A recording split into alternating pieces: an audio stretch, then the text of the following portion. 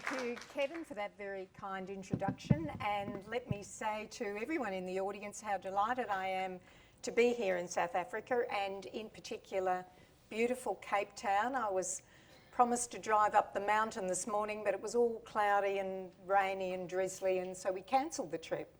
And then sometime later, it's beautiful and sunny and wonderful. And as I drove along the esplanade looking at those beautiful ocean waves, I thought I should have come a few days earlier. But anyway, so I'm wondering if it would be possible to just not have the lights so bright on the screen up here, if that's at all possible.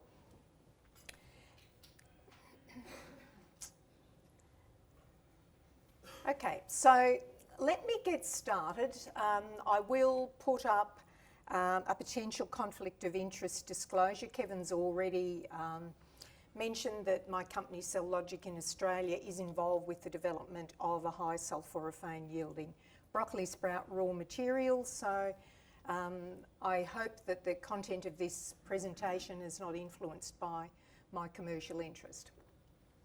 So let me just give you a little bit of an outline of how we're going to break up this afternoon. I just want to give you a little bit of my relevant background, and I want to talk about then epidemiology and its impact on research. We're going to take a little journey to see why I ended up so interested in sulforaphane from where I came. We'll get onto that in a minute. We'll look at the history of sulforaphane research, and we're going to talk about what I call the antioxidant conundrum. Things aren't always as they seem. We're going to then reposition antioxidants. We're going to look about how nutrigenomics has actually enhanced the available evidence. What exactly is sulforaphane? We're going to look at its mechanisms of action, and then we're going to look at the dose response, which is always important. And bioavailability is another issue I like to focus on. And we're going to look at the confusing world of sulforaphane supplement labels, because this must be one of the most confusing areas of identifying when you've got a bioactive material and when you don't, and there's some clues. We'll look at some of the key sulforaphane pathways, some of the clinically relevant research, and then we'll wrap it up with time for questions from you, if by then there is anything you need to ask me. So my primary research focus has been on not just sulforaphane itself, but on looking at clinically relevant opportunities in the field of phytochemicals. And as you'll see as I go on a little later, sulforaphane has some standout properties that really caught my interest. And so my work is not just the chemistry of sulforaphane, but more about how can this be useful to a clinician, given my background as a clinician. So I've headed up this slide when the end becomes the beginning. And what I mean by that is this. I started out in the last century in clinical practice long before anybody else in this room was born, in 1975. And at that time, there were so few supplements available in the market. Anyone who was practicing nutrition had to use food. How quaint, you say, since the landscape has changed substantially since then. But that's where I started.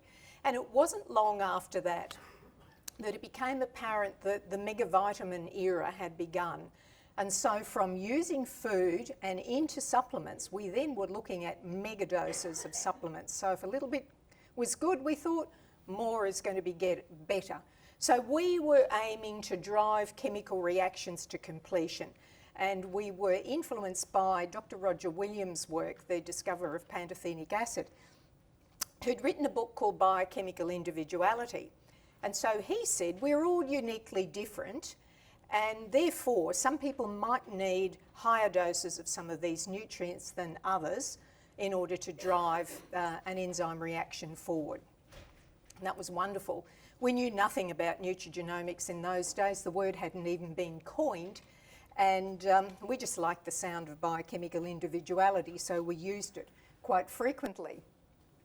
But by 2004, I'd moved out of clinical practice and I'd discovered this term nutrigenomics, and that term was only coined in 2004. So it was really very new, and I discovered a number of phytochemicals from plants other than broccoli which were capable of upregulating gene expression. And so I started to get a different view of how human cells work.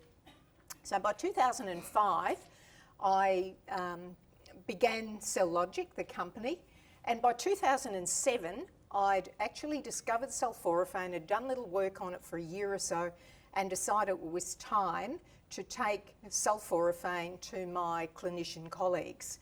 Fortunately, in 2006, someone had done some nice toxicology studies on sulforaphane, so we knew it was a compound that was safe for us to proceed with. So by 2009, we were developing formulations for clinicians, and our major focus in Australia is on professional education. So most of the people that we talk to are fellow clinicians. So by 2015, per chance, I ran into one of your colleagues, Dr. Yael Joffa, who is in Cape Town, and we met at a conference in Italy on nutrigenomics. And out of that conference, we co-authored a course for clinicians on nutrigenomics. So I have this connection with South Africa, and as Kevin said in his introduction, this is my third time here. So it's lovely to be back here, and Yael is in the audience today, which is rather nice.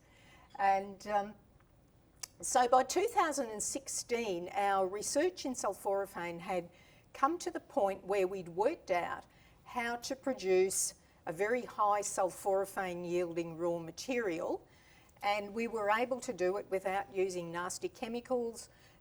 We'd worked out the plant physiology in such a way that we just modified factors like light and temperature and water and so on and so forth, and by just really manipulating the plant's own physiology, we've been able to create this rather remarkable raw material, which became the subject of my PhD thesis. And so the reason I'm telling you this story is that I'm now back to 2019, and I've come the full circle. So I started with food only. I went through an era of megavitamin supplementation along with everyone else, and I'm back to really now really acknowledging the real power of food in nutrition. So after that fairly lengthy introduction, I want to move on to looking at epidemiology, because there's nothing new about the power of food in human health.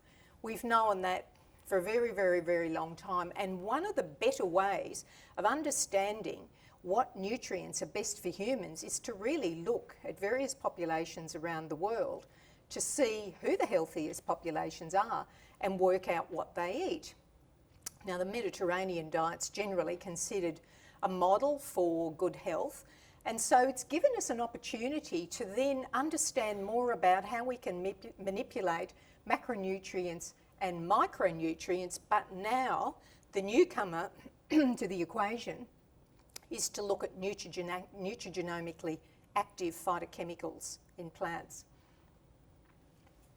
So the real power of food and its association with chronic disease. So this study was published in 2004, and it'll be no surprise to anybody in this room that fruit and vegetable intake is correlated directly with the risk of chronic disease.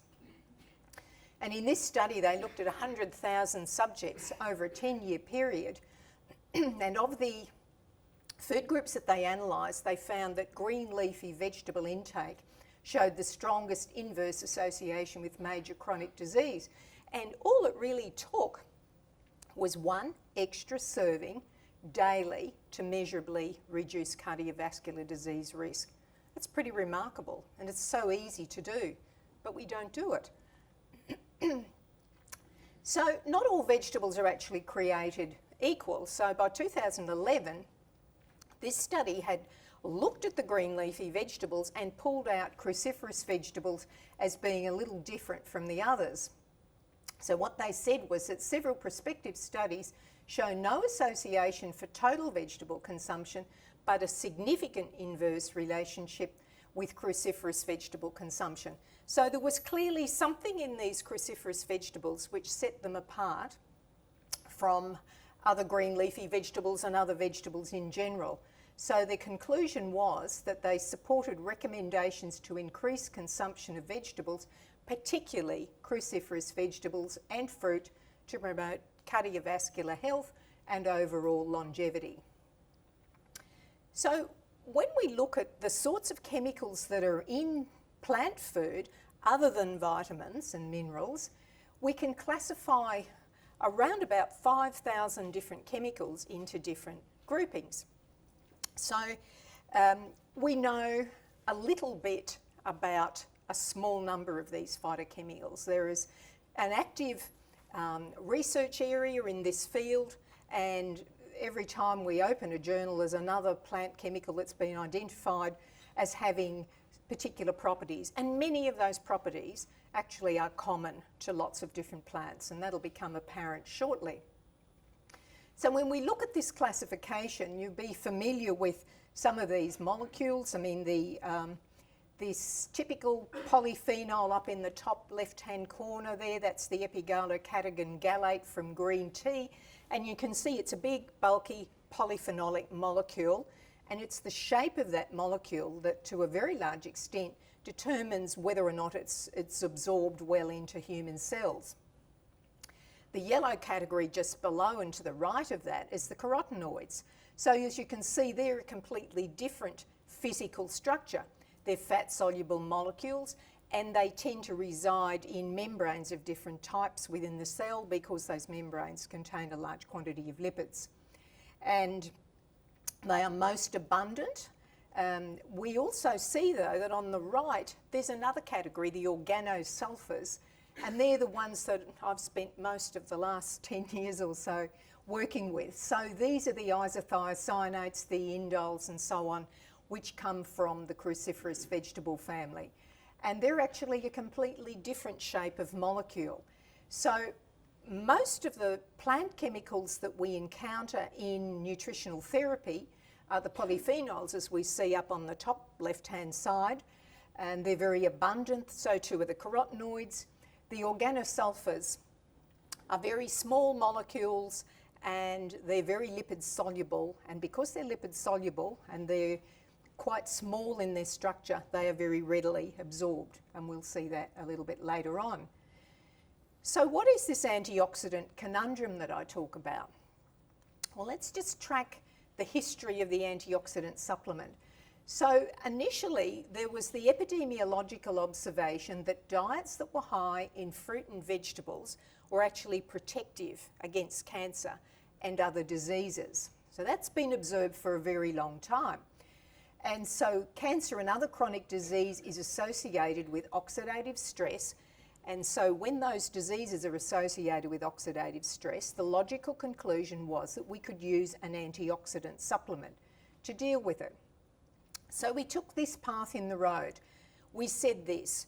We said that fruits and vegetables are very rich sources of vitamins, many of which are direct-acting antioxidants, and therefore, if antioxidant vitamin supplements are capable of protecting against cancer, we can use those instead of having to rely always on food. So we took this fork in the road that said, just let's use the antioxidant vitamins and they will be the therapy we need.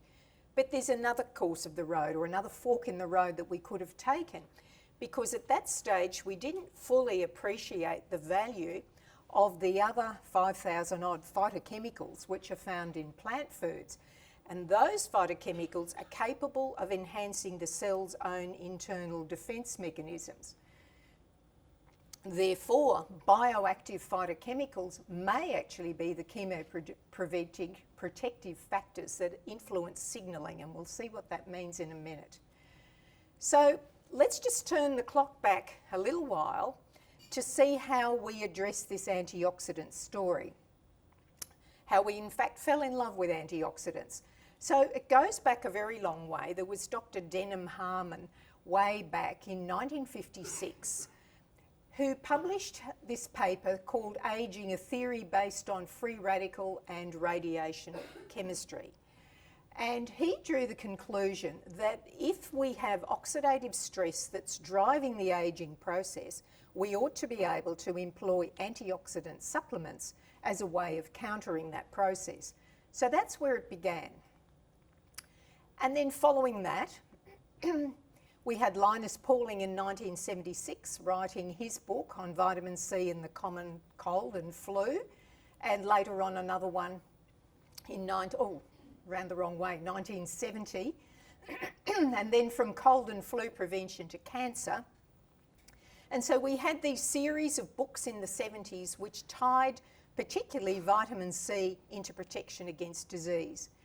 And so this was the same era that I was mentioning to you, that we were looking at the megavitamin theory, and we thought we could cure cancer, colds and flus, and promote longevity. And then the chinks began to appear. So by 1996, the CARROT study was one where a group of smokers were taken and given beta-carotene supplements as an antioxidant supplement, with a view to seeing whether it would protect them from developing lung cancer.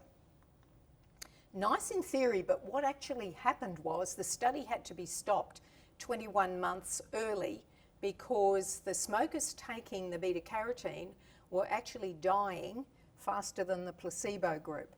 And that really set us back on our heels. I mean, this was not expected at all. And so after an average of 4 years of oral supplementation, 30 milligrams of beta-carotene, which I should say is a pretty large dose, had no benefit and may have had an adverse effect on the incidence of lung cancer and the risk of death from lung cancer, cardiovascular disease and any cause in 18,000 smokers and asbestos workers. So it's a large study group. So then by 2007, we were starting to analyse some of this data and put it into meta-analyses and systematic analyses. And what this study did was it took the data from 68 randomised trials, 230,000 participants, published in 385 publications. This is a lot of data. And so what they concluded was that we did not find convincing evidence that antioxidant supplements have beneficial effects on mortality, and even more, beta-carotene, vitamin A and vitamin E seem to increase the risk of death, and recommended that further trials be done.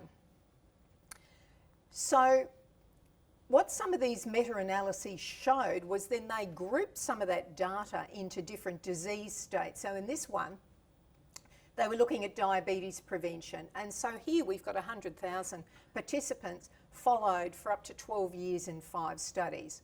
So essentially, there was no effect, preventive effect, in using a range of different antioxidant supplements in preventing type 2 diabetes. So in 2009, an interesting study, just a single study, it wasn't an analysis of other studies like the preceding data, is a group of young men, young, healthy, exercising men, but who were measured for metabolic syndrome markers, biomarkers, were put into an intensive exercise group, or 2 groups. One group had exercise only and the other group had 1,000 units of vitamin C a day, 400 units of vitamin E, and tracked over a 4-week period.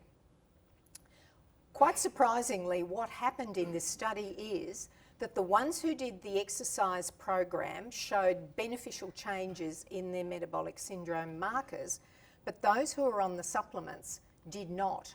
And that too came as a surprise, because it seemed that the antioxidant supplements were actually in some way blocking the process by which human cells were improving their own markers of disease. And so we'll see in a moment how the signalling is perturbed in that situation. So again, lots of surprises from what we'd held on to for a very long period of time. This study by the Heart Group in 2012 again looked at protecting patients against cancer by using antioxidants. And again, similar types of findings where different groups of antioxidant vitamins in particular were unable to demonstrate any real benefit. So what does this all mean? When we're talking about an antioxidant, what is this molecule? And so it turns out that when we start distilling the category of materials we call antioxidants, we find they're not all created equal. They're quite different. They exist in different compartments within the cell. And in fact, the most potent of the ones that we have are actually produced by the cell itself, largely in the form of enzymes, although not all. So we have the primary antioxidant enzymes, superoxide dismutase, glutathione peroxidase and catalase. And in addition, we have a range of detoxification enzymes. And as enzymes, these molecules are quenching many free radicals and recycling themselves and continuing to do so over time. And then we have a range of non-enzymatic antioxidants, of which glutathione is probably the best known. But we also make our own coenzyme Q10, we make our own lipoic acid, and we make a range of other compounds. So these are the antioxidant compounds that human cells make for themselves.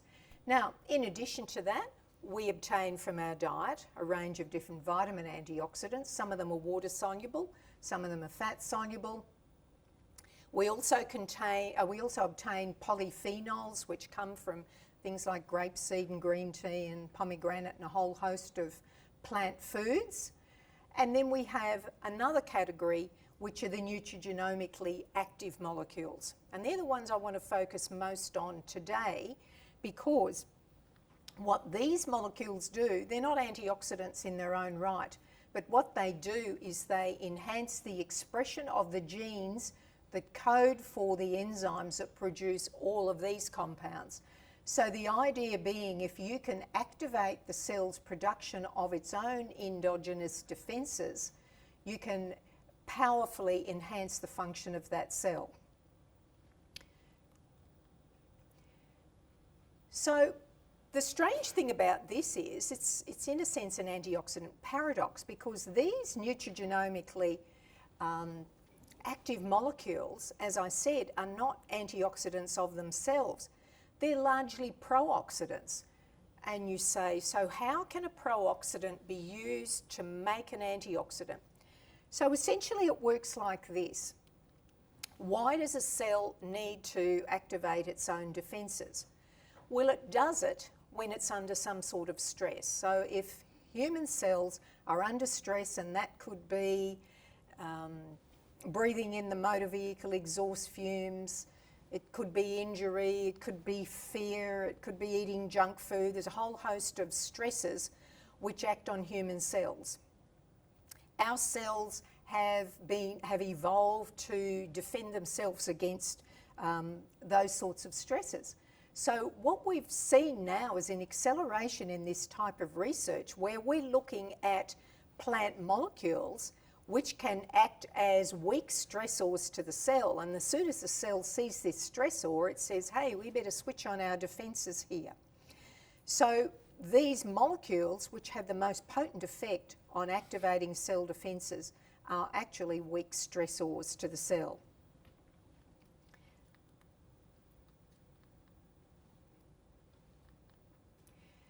And as I say, it's a point to ponder. It's an apparent paradox, because cellular defence systems are activated by free radicals and inhibited by antioxidants. And so the question about the runners was this. Those young men who were doing their exercise, they are breathing in more oxygen, they're producing more superoxide radical. That extra superoxide radical is a stressor to the cell, and the cell knows that if we keep that production of superoxide going unchecked by not having enough superoxide dismutase, the cell will run into oxidative stress. So it's that signal that tells the cell to switch on its own defences. If you take a high-dose vitamin C or E or beta-carotene or any one of those other direct-acting antioxidants, you're going to block that pro-oxidant signal that's coming from the exercise. And that's where antioxidant research is currently tracking. So what we see in this field is really an interweaving now of a whole lot of disciplines. So I started out working in nutrition and biochemistry, which was my background. I've had to learn genomics and I've had to learn nutrigenomics, but when we put all those disciplines together, we now have a very powerful model for understanding how human cells work, and better still, for understanding how we as clinicians can influence that function. So let me tell you where the sulforaphane story began. It began way back in 1992, and there was a professor at Johns Hopkins University, Professor Paul Talalay, who perchance discovered that not just broccoli vegetable, but broccoli sprouts actually had some interesting properties which were able to nutrigenomically activate cellular defences. Now, he didn't talk about nutrigenomic activation in 1992 because it was 2 years later that we actually understood how that would work, and not till 2004 until we had the word nutrigenomics. But nevertheless, this paper that he published in 1992 was the very first paper on sulforaphane. So it's entitled "A Major Inducer of Anti-Carcinogenic Protective Enzymes from Broccoli, Isolation and Elucidation of Structure." And that is where it began. So what I've done here is just to list the accelerating interest in sulforaphane within the published literature. So way back in 1992, we had one paper published, and that was Paul Talalay's, and you can see that it grew slowly. By 2007, I'd become interested, and still only 61 papers published that year. And as of end of last year, we've got 237 published in that year. So you can see it's a growing field of interest. And we now have a number of clinical trials that validate its activity. So what is the origin of sulforaphane? I mentioned broccoli sprouts. So this process happens in a whole host of cruciferous vegetables. The process is similar across all cruciferous vegetables, but as it turns out, most of the research has been done on sulforaphane. So what happens is, if you're going to eat some broccoli vegetable or cauliflower or broccoli sprouts, as soon as you chew that vegetable, you're actually breaking down the compartments of the cell, and within those plant cells are two important chemical compounds. One's a precursor compound called glucoraphanin, and the other one's an enzyme called myrosinase. So the glucoraphanin is inactive, it does nothing. The myrosinase does nothing until it comes into contact with the glucoraphanin, and when they come into contact, that produces the sulforaphane. If you don't have any enzyme, you don't get any sulforaphane. And that's a very important principle, which you'll hear me talk about again shortly. So it's important to know that you need the precursor glucoraphanin and you need the enzyme to get to the sulforaphane. And the chemical diagram on the bottom doesn't matter very much, except to say that what the myrosinase essentially does is it removes a glucose from the glucoraphanin and disposes of that, and that's what leaves us with our sulforaphane. So we've already seen that we have a weak pro-oxidant that tends to activate the cell's defences. And so sulforaphane from broccoli and broccoli sprouts is weakly pro-oxidant. It's too weak to change the redox balance in the cell, but it's strong enough to send signals that change the way the cell activates its own defences. And as it turns out, sulforaphane is the most potent, naturally occurring, plant-derived inducer of a switch in the cell called NRF2, which is a potent activator of cellular defences. And Kevin mentioned you have a copy of my book, Switched On, in your bags, and Switched On is all about how this process works, and the switch is NRF2. So by 1997, the Johns Hopkins group, Paul Talalay, had done further research and had shown that sulforaphane was actually a very potent inducer of a host of chemoprotective enzymes. So most of his early research was done on protection against cancer, because it's been well known for a long time that these cruciferous vegetables are cancer protective, if only people would eat them. And in fact, broccoli makes up about 1% of the total vegetables consumed in the US, and it's probably the same here and in Australia and everywhere else, which is quite unfortunate. But what they revealed in this study, which was pretty clinically or chemically technical at the time and not really clinical, was this, which we'll come back to. So the phase 2 detoxification enzymes are a very valuable way in which plant cells and which human cells break down toxic compounds. And this one phase 2 detox enzyme called quinone reductase is a very powerful key to prevention against DNA mutation. So he discovered that sulforaphane was a potent inducer of quinone reductase. And he said here also that sprouts of many broccoli cultivars contain negligible quantities of indoles, which predominate in the mature broccoli. So the indoles are in the vegetable, and the isothiocyanates, of which sulforaphane is one, are in the sprout.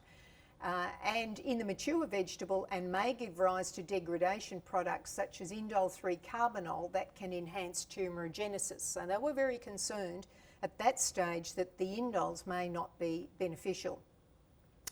So he also said that small quantities of crucifer sprouts may protect against cancer risk as effectively as much larger quantities of mature vegetable of the same variety. And what that means is that the glucoraphanin and the myrosinase are concentrated in the seed, and as the plant sprouts and then matures into the vegetable that we're familiar with, we basically dilute the glucoraphanin and the myrosinase. So for that reason, by the time you get to the vegetable, there's something like a 50th or 100th of the material that's in the sprout, which is largely why we do our research on the sprouts. 20 to 100 times more concentrated is what he said at that stage. So I want to come back to NRF2 activation, because that's really the key to cellular defences. So I mentioned before that we term NRF2 a switch. It's actually a transcription factor within the cell. And so what happens is when NRF2 is activated, it sends signals to the DNA to switch on the gene expression machinery, if you like, to produce a whole host of protective compounds. So essentially it works like this. Now, these food-derived bioactives that activate NRF2 are not confined to cruciferous vegetables.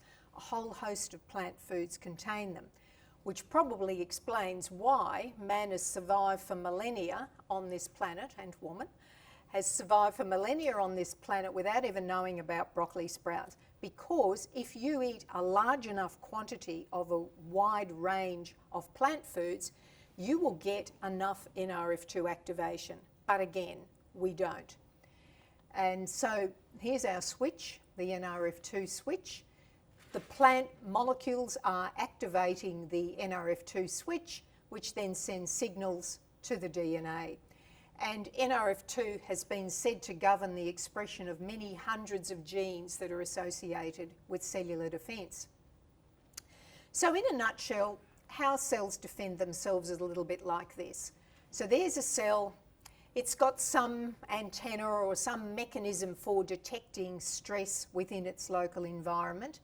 And these stresses, as we said, can be a range of different things, from environmental factors to food and toxic agricultural residues and so on. So the cell then registers this potential threat, and that now is translated into an upregulation of the genetic machinery such that we produce a whole host of protective enzymes. It's often been termed in more recent times that NRF2, because of its key role in this process, is a multi-organ protector.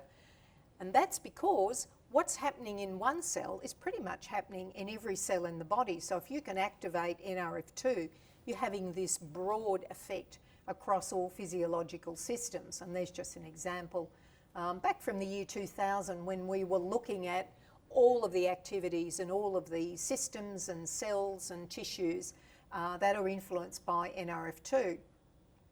So in this paper, they concluded that NRF2 may serve as a master regulator of the cell defence system against oxidative stress, and it protects many cell types and organ systems from a broad spectrum of toxic insults and disease pathogenesis. It's a pretty powerful message. And then by 2008, Professor Youngjun Seo, who is a Korean researcher in phytochemicals, have published this paper.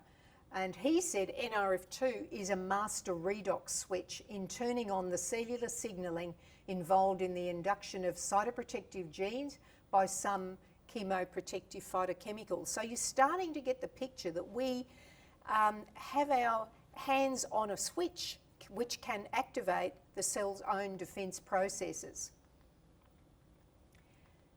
So I want to just look at what some of these cellular processes are that cells use in their own defences.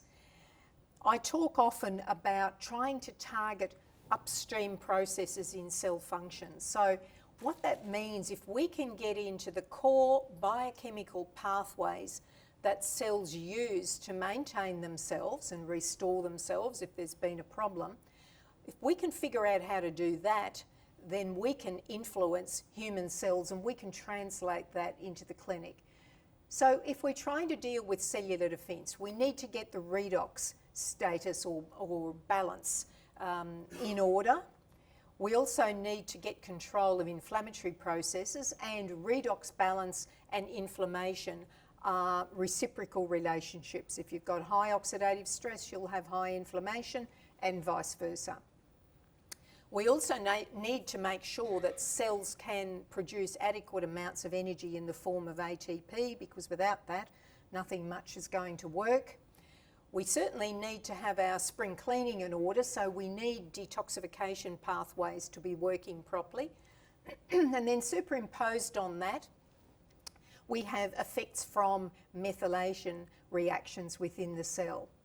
So essentially, we are trying to get upstream and we are trying to target these processes as part of our therapy. So we can do